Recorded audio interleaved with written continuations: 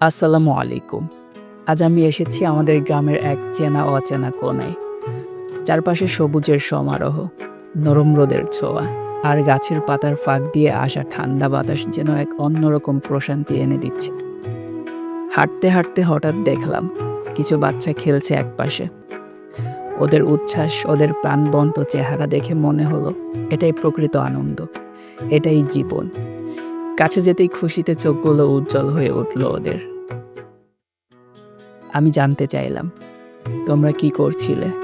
একটা ছোট মেয়ে খিলখিল করে হেসে বলল, আমরা লুকোচুরি খেলেছি, আপনি খেলবেন? এই নিষ্পাপ হাসি, এই ছোট ছোট আবেগগুলো কি আমরা আমাদের ব্যস্ত জীবনে খুঁজে পাই? বাচ্চাদের এই আনন্দ যেন জীবনের আসল অর্থ শেখায়। আমি ওদের জিজ্ঞেস করলাম, তোমরা বড় হয়ে কি হতে চাও? একজন বলল, সে ডাক্তার হবে, যাতে গ্রামে ভালো চিকিৎসা দিতে পারে।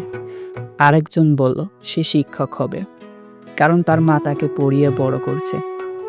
কেউ বলল, সে খেলোয়াড় হবে, কেউ বা বলল, সে পুলিশ হবে, ভালো মানুষদের রক্ষা করবে। এই ছোট ছোট স্বপ্নগুলোই তো আমাদের ভবিষ্যৎ। এই নিষ্পাপ চোখগুলোতেই তো লুকিয়ে আছে আগামী দিনের গল্প। আমাদের এই শহরের জীবনের জটিলতার মাঝে আমরা কি কখনো ভাবি এই গ্রামগুলোতে কত সহজ সরল জীবন বয়ে চলে? এই শিশুরা কত অল্পতে খুশি হয়, কত সহজে আনন্দ খুঁজে নেয়। আমি ওদের সাথে কিছুক্ষণ গল্প করলাম, খেললাম। এই মুহূর্তগুলো যেন আমাকেও শৈশবে ফিরিয়ে নিয়ে গেল। একটা বাচ্চা হেসে বলল, আপনি আবার আসবেন তো? আমি হাসলাম, বললাম, অবশ্যই আসব।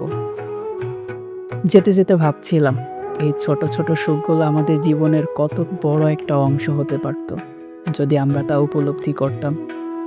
বাচ্চাদের সরলতা, তাদের হাসি, তাদের স্বপ্ন, সব কিছুই আমাদের শেখায় জীবনটা আসলে খুবই সুন্দর, যদি আমরা তা উপভোগ করতে জানি। এই নিষ্পাপ হাসিগুলোই হোক আমাদের ভালোবাসা, আমাদের আশার আলো।